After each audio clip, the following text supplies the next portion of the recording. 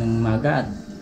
For today's video ay ipaliwanag ko sa inyo yung pagkuha ng change name for ownership for motorcycle.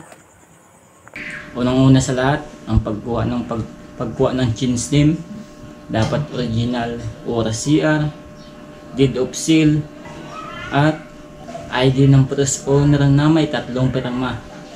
3 pirma yan guys. Dapat yung deed of, dapat notaryo, tapos nakapirma yung pangalan mo doon, nakapirma yung may-ari ng unang may-ari. Dapat original lahat guys ang dadalhin mo bago ka pumunta ng LTO. Ipasirox mo lahat guys, ipasirox mo yung lahat, ORCR, deed of sale, ID ng first owner na may 3 pirma. Tapos nyan, pwede ka nang pumunta dun sa LTO. Tanong ka dun sa Gordia kung saan pwede kumuha ng request for confirmation. At sasabihin yan sa'yo kung saan ka pupunta. Ako kasi pumunta ako dun sa Window Eye. Kukunin yan sa'yo yung photocopy ng requirements nyo. Tapos yung original, kukunin yan sa'yo. At yung original, ibabalik yan sa'yo. Pagbalik ng original, ay yung Xerox lang yung kukunin sa'yo. I-ante doon ang number nila guys. Iiwan mo doon yung number mo kasi tatawagan ka nila o yung magte-text yan sila sa'yo kung kailan mo na kukunin.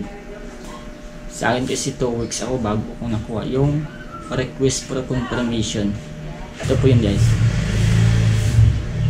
Sa HPG ay dapat naka-Xerox lahat, ORCR, deed of sale, at ID ng first owner na may 3 pirma.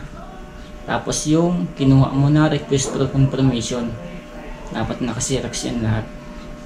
Huwag mong kalimutan magpa-Xerox pala ng ID mo. Yung valid ID mo guys, pa-Xerox mo, tapos pirmahan mo, 3 pirma din. Patunay na ikaw yung papalit ng pangalan sa first owner. Pagkatapos yan, may babayaran ka na 650. Nag-add na lang ako ng 50 para hindi na ako pupunta sa Lang Bank. Hindi na ako pumunta sa Lang Bank. Nag-add na lang ako ng 50. Bali 700 yung binayaran ko. Hindi na ako pumunta sa Lang Bank.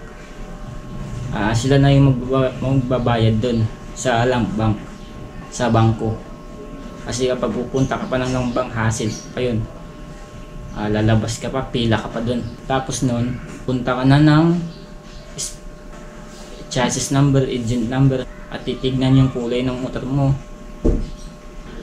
Tapos nyan, hihintayin mo yung papel na kukunin niya nila.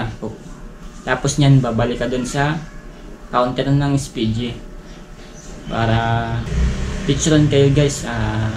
Kasama yung police, SPG pala, tapos yung motor mo, tapos ikaw, pipicturean ka. Pagkatapos ng picture nyan, ay may bibigay sa iyo na yung papel. Tapos babalik ka kinabukasan. Sa akin kasi kinabukasan ako bumalik, HPG clearance, kinabukasan makukuha yan. Tapos yan, pagbalik mo ng kuan, dapat dalhin mo yung papel na binigay sa iyo at ipapasa mo doon. Wala ka nang babayaran guys. Kukunin mo na lang yon, yung HPG clearance bibigay sa iyo.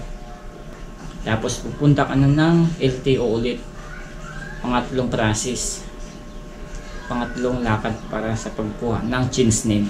Yung mga original na kukunin mo guys, i-stipler mo yun, original lahat, HPG clearance, at request for confirmation, ORCR, deed of sale, at valid ID ng first owner.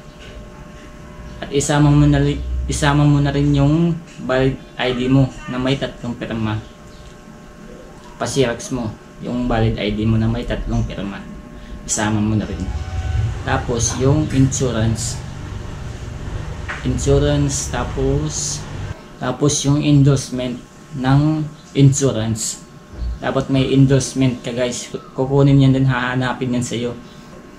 Dapat mga original ng dala mo guys, mga original. Tapos yung naka-xerox lang doon, dapat yung ID mo na may 3 pirma. 3 pirma yun. I-check mo na yung motor mo doon sa harap. Titignan yung kulay, kukunin yung chassis number, engine number, kukunin ulit yan sa'yo. Kukunin ulit yan sa motor mo. Tapos titignan yung kulay at titignan yung ilaw, hazard, yung headlight, busina. Titignan yan lahat kung maayos pa. Tapos nyan, ibalik mo na ulit dun sa parking yung motor mo. Sabihin yan sa'yo kung saan ka pupunta. Pag submit mo na lahat, tatawagin ka lang nun. Pagkatapos nun ay okay na. Makukuha mo na yung change name for ownership mo. Nakapangalan na sa'yo. Yung nakapangalan na sa'yo yung UR at nakapangalan na sa'yo yung CR. Ito yun. Ito na yun. Yan. Nakapangalan na yun. Ang nabayaran ko lahat guys ay 1,514.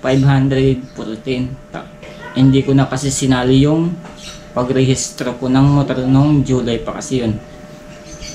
Yung pinaliwanag ko lang ngayon, nababayaran ko lahat sa pag-change name lang ng for ownership.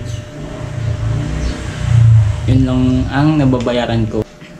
At yan lang, at maraming salamat guys sa panonood. See you next vlog, next video. Thank you.